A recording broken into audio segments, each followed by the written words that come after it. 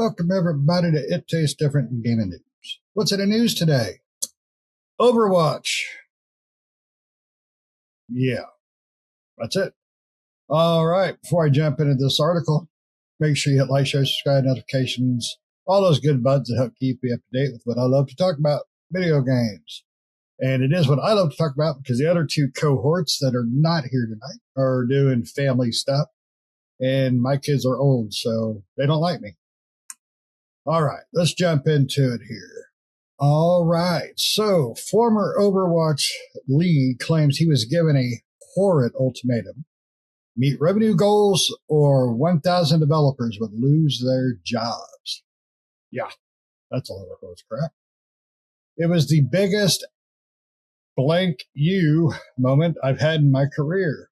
Former Overwatch lead Jeff Kaplan has claimed that due to financial pressure brought on by the Overwatch League, he was given an ultimatum by the Blizzard CFO Dennis Durkin, the Jerkin.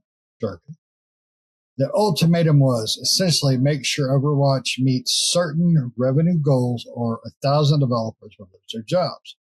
In an interview, with Lex Fridman, Kaplan described the situation as the biggest FU moment I've had in my career.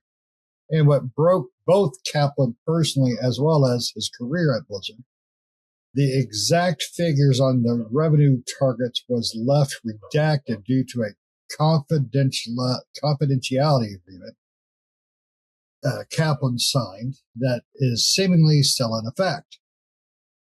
These pressures apparently go above and beyond the typical burdens of live service game development, as Kaplan claims it was the Overwatch League which added additional strengths to the game.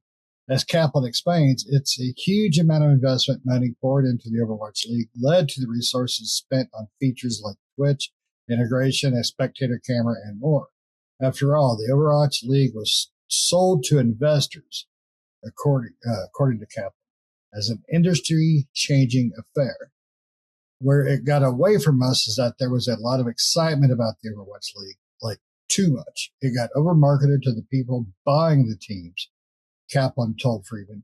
They went on this road show where they had a deck and you could put anything in a deck and sell anything, and they were pretty much selling the Brooklyn Bridge. The Overwatch League was going to be more popular than the NFL. Originally, the business model was going to be that they were going to do in-person events, and there's going to be ticket sales, merch, all of that kind of stuff. They very quickly learned that we can't do in-game events when we have a London team, a Shanghai team. How does this work? So that all fell apart quickly. The merch was good, but it wasn't going to be making NFL money.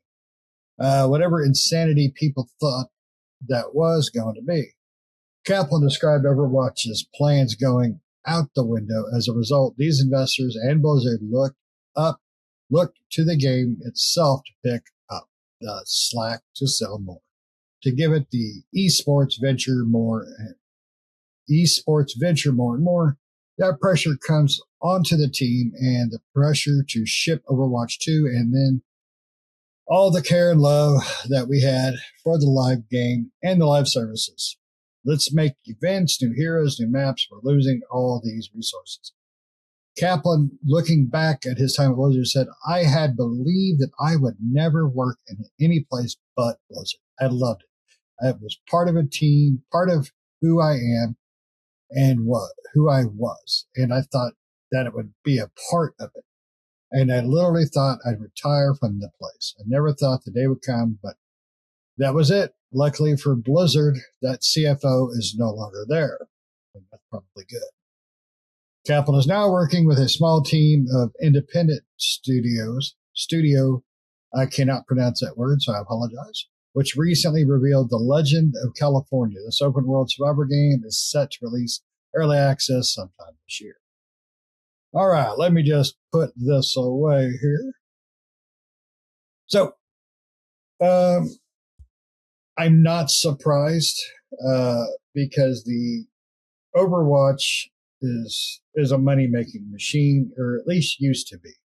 I'm not sure what kind of stats it drops now because Overwatch 2 or Overwatch 1.2 isn't really hitting it off last I heard. People were not too thrilled about it because it was literally the same game, just a few odd and end tweaks, So, but I'm not an Overwatch fan, so I couldn't honestly say, for sure. I played it a couple times, but, those types of games really just aren't in my repertoire. So the fact that's the society that the gaming industry has turned to instead of, being an art medium and people, creating things and fantasies that they've dreamt about their entire lives and all that's gone. It's all set up for corporate greed, set up for these CEOs trying to make, massive bonuses and stock buybacks and all this crap that should be straight ass illegal. But, when, your government is paid for, your CEOs are going to get their share, I guess. It's no surprise, though. I mean, I don't think anybody is shocked by Blizzard doing this, especially this Dennis Durkin, the Jerkin guy, CFO. So, I would be more surprised if he said, "Hey, we're not doing what we thought we would, so we're going to take back the donuts, but everybody's going to keep their jobs." That would be where I'd like to see these companies do. But I don't know. Let me know what you think in the comments below. You probably hear my dog back there going nuts. But let us know what you think in the comments below. I think personally there should be some legislation, something to protect people from garbage like this, for CFOs and CEOs getting these, bonuses and buybacks for hitting, really unattainable goals by hurting other people. I think it's wrong. I think a lot of things probably most people don't, but that's me. But let us know what you think in the comments below. Don't forget to hit like, share, subscribe, the notification button, all those good things that help keep you up to date with what I like to talk about, video games. See ya.